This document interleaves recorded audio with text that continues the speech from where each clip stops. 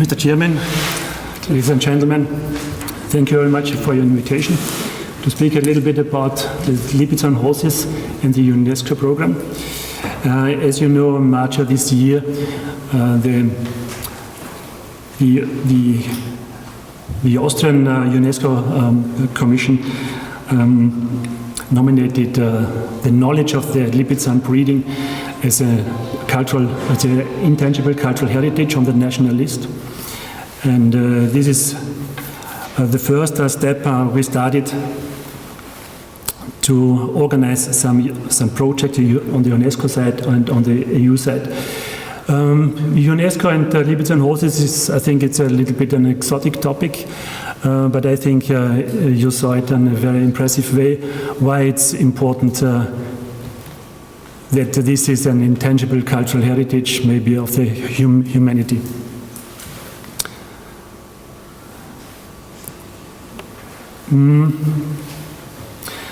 The content of my presentation covers at first a short description of UNESCO intangible cultural heritage, because the aim of our activities is to become intangible cultural heritage of humanity. This is why I want to talk about our so-called approach, how we want to start and to reach our aim. Then I wanted to tell you something about the nomination file of our national inventory, because this nomination file was also the example for the other nominations from other countries. I initiated a master thesis, effect on the economic success of this nomination, because it's very important, especially for my home region. I was born near Biber. The region is expecting some effects of our activities, and this is not clear how to reach it. In the meantime, we have started the preparation for the UNESCO Intangible Cultural Heritage of Humanity. We prepare this nomination within the next months, and this includes also other stats. So it's based on a good cooperation, and hopefully will be successful. It was a wish from my province of Styria, and especially from my home region, to have a transnational leader project to foster the cooperation between the different, we call it Lipizzaner regions. So I start with the intentional cultural heritage. Since 2009, Austria has done the ratification of the UNESCO Convention for Safeguarding of the Intangible Cultural Heritage. This is also not the so-called World Heritage for buildings and landscapes. This is a kind of a softer way. And you see it on the main objectives of this convention, that is especially safeguarding the intangible cultural heritage. It needs some more, or it would introduce some more respect for the intangible cultural heritage, and there needs awareness rising, especially on the local, national, and of course international level. And it should have all fail, and it should foster and provide the international cooperation and assistance. I'm also involved in the World Heritage for two other projects. In the meantime, it's very complicated, because on this UNESCO list there are more than 1,000 nominations, and in the meantime they are discussing about a stop, so it's not so very clear. So, summarized, the UNESCO intangible cultural heritage identifies orally transmitted traditions and local knowledge.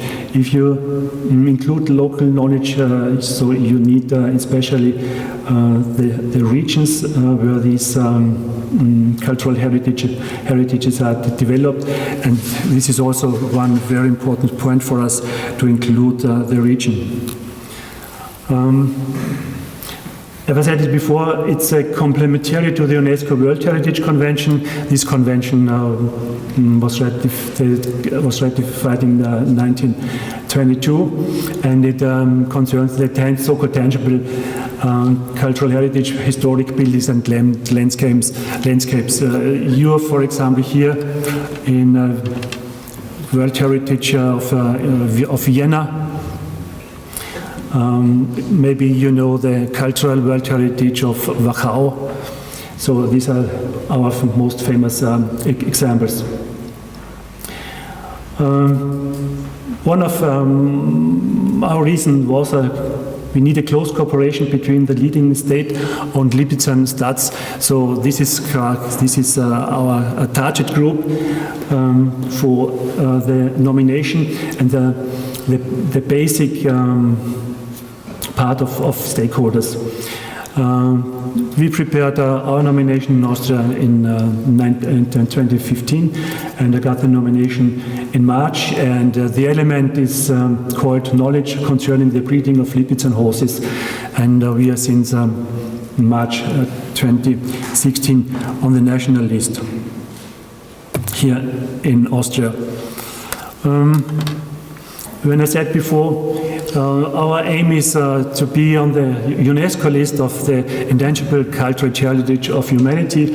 To reach this aim, you have to pass a so-called two-step procedure. The first step is you need a national nomination for each Lipizzaner stud, and in the second step, you can write a common nomination on a multi-level level. So this is then the multinational nomination for intangible cultural heritage of humanity. This is our aim, and hopefully we will be able to submit our nomination at the end of March next year. The first step, Austria has, with the Lipizzaner stud of Bieva, has reached this. Also in the meantime, Slovenia with Lipica.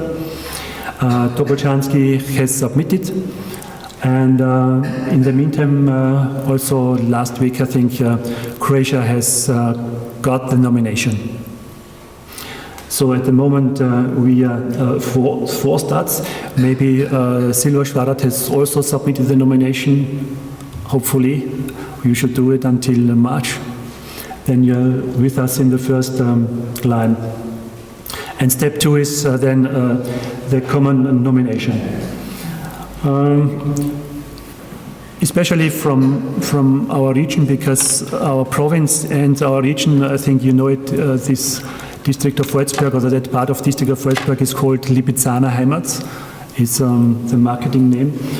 They are very interested in all these activities, and so we were asked to accompany a new project to support this cooperation between the different states and the different Lipizzaner regions.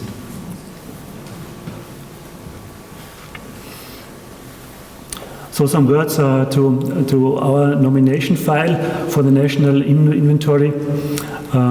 We developed this file especially during the last year because it should be also an example for the other nominations. This means that we have been in cooperation and contact with all the other states. We started in 2013 at the LEF meeting in Biber to discuss this issue, to discuss the structure,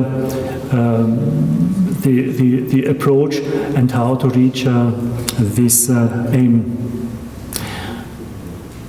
To develop the nomination, it was not only important to cooperate with the other states, we need also intensive cooperation with the different experts, because one part of the nomination, some recommendations, I will go it later on in more detail.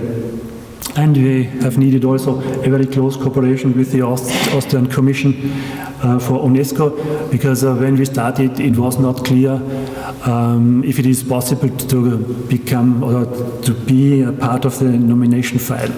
So the Austrian Commission for UNESCO did a lot of work here that it was possible that we got our nomination. The nomination file itself consists of some points. It has not the same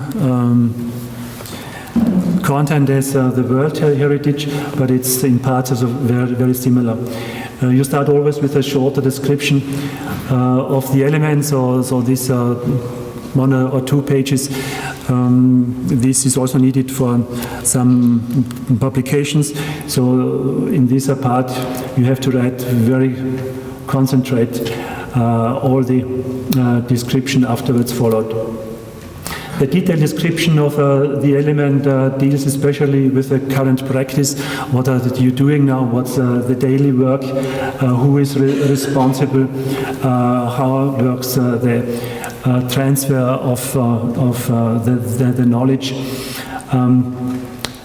What was the development during, we have heard the last lot of centuries, and what was the change during this time.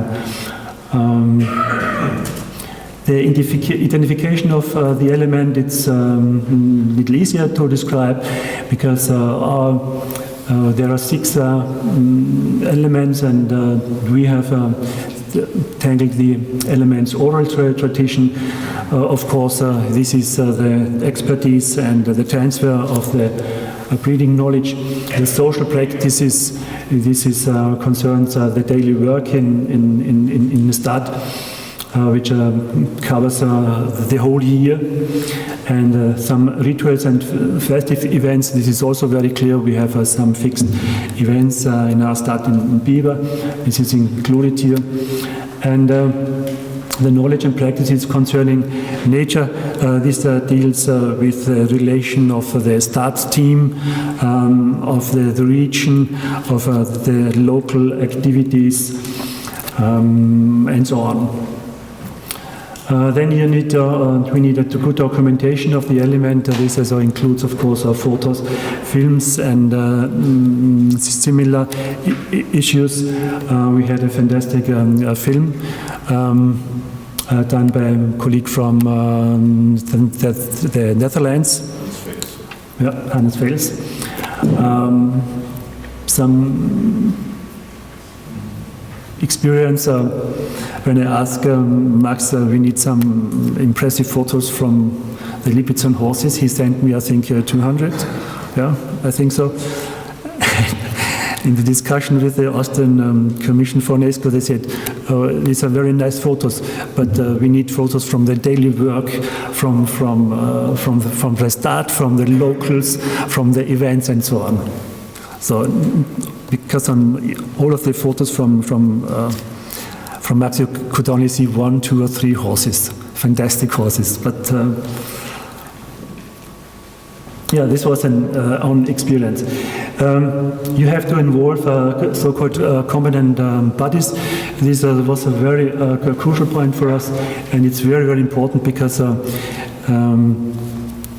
we got a recommendation by the Stud Directors Conference, and this was also a sign that all the other studs are involved and they accept the Austrian text for the nomination. This was a very important point, especially if you know the background of the nomination of the Spanish Riding School for the intangible cultural heritage for humanity.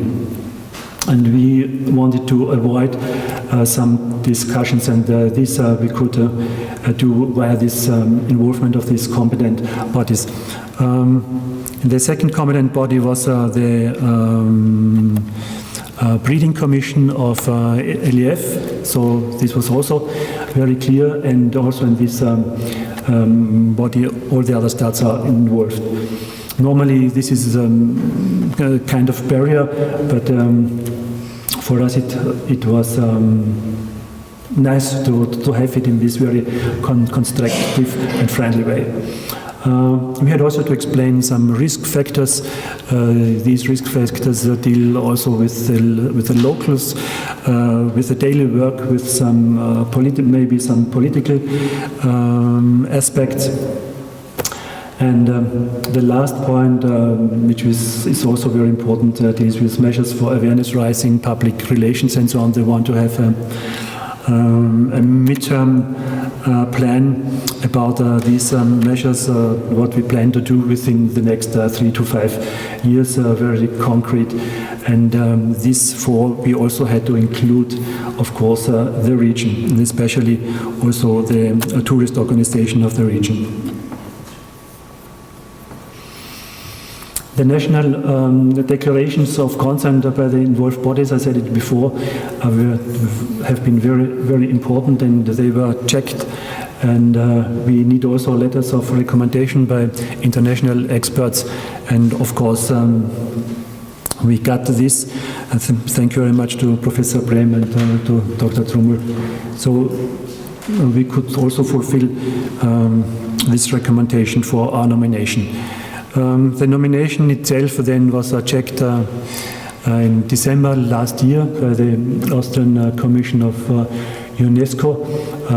We got some feedbacks, some changes, and then it was okay.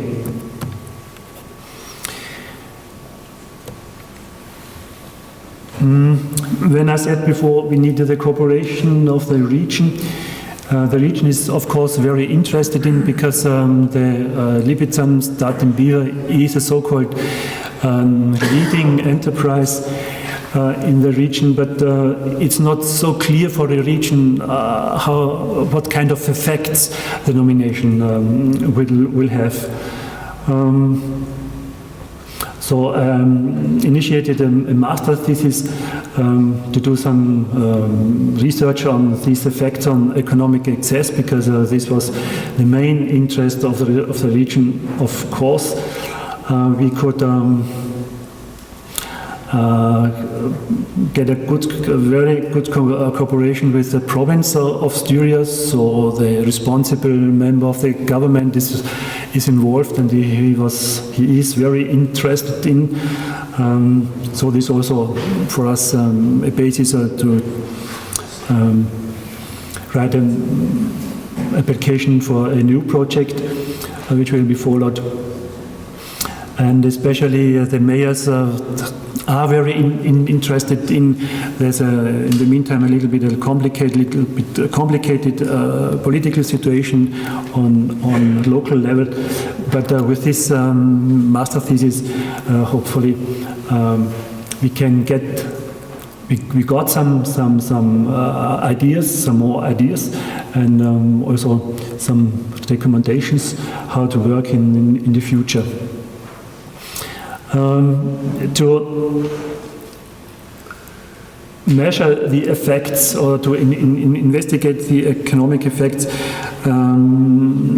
we spoke with all touristic services or tourism services organizations and enterprises in the region.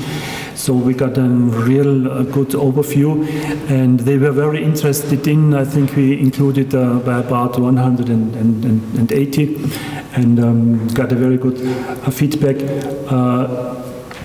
The results of this feedback is not so very clear in the first view. I want to summarize it in this way. The region is very proud of the stats.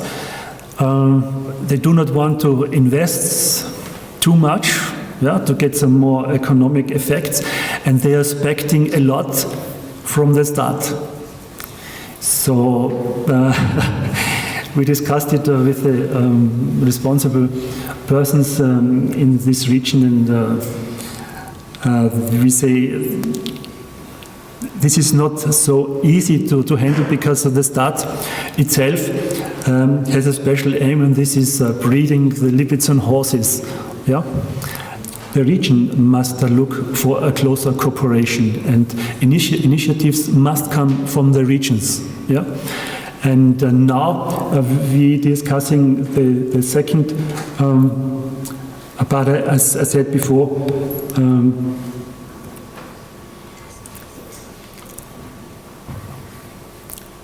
We started the preparation for the UNESCO Intangible Cultural Heritage of Humanity. This will be done within the next month, but parallel to these activities, we have to start a closer cooperation between the different regions, because such a nomination for a region can be a very positive effect, and you need some ideas to transfer this positive effect in economic access, and this is why we introduced a new project on a leader transnational basis. But before, I want to tell you the status quo of this preparation activities. As I said before, 3 or 4 Stadts are now on the national lists. I do not know exactly if the nominations are submitted or they are on the list. Yeah? Because in Slovakia they will be on the list next month.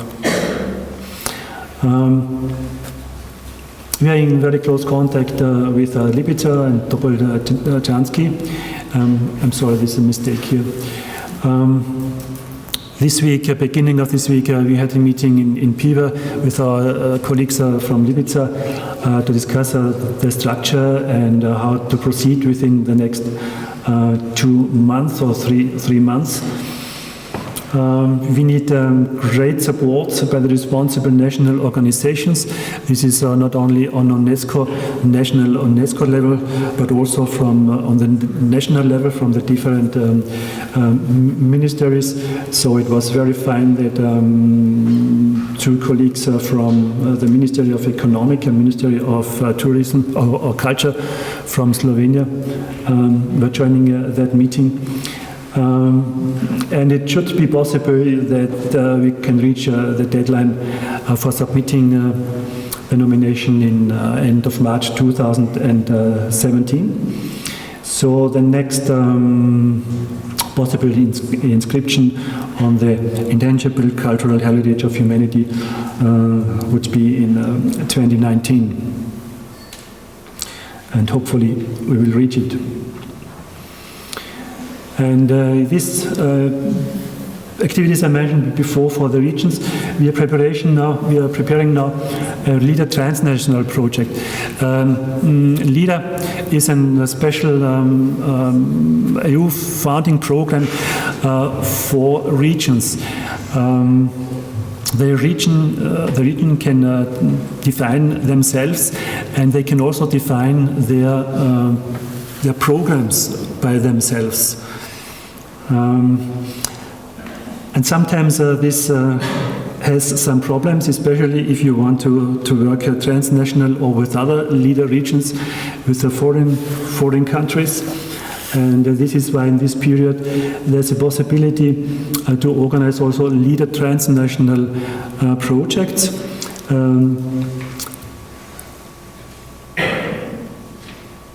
Transnational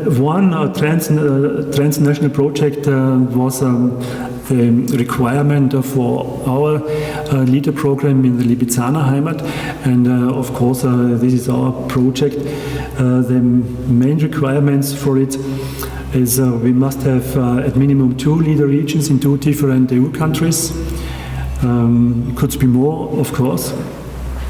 These leader region must have an accepted leader program. This was a little bit of a problem last year, but now also in the leader region in Slovenia or area around Lipica has now accepted this leader program.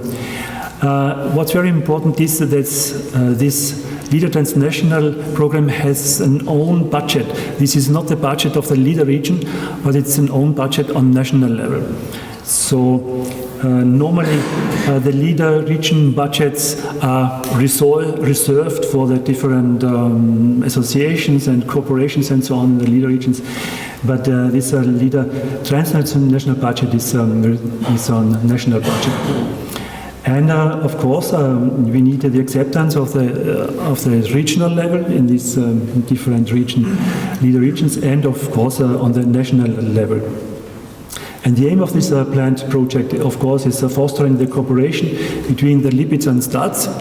Yeah, this is always for us the main aim. Yeah, but also we have to strengthen the cooperation between the different leader regions, and hopefully we will reach this aim. I want to finish my presentation with two statements. Because these two statements are describing the situation in a very fine way. The first statement is from Mrs. Gürtler, and she stressed this out that it's very important that the STAD team and the STAD team's exercise is one of the main points of the work, and it's fine that this is now prized by such a nomination. And the second statement is from our governor, Mr. Schützenhofer, and here you can see he's proud of that Biber and the Lipizzaner Stad is part of Styria, and for him Biber of course is a kind of an ambassador of this tradition and identifying the region. So I'm at the end, and I want to thank you very much for your attention.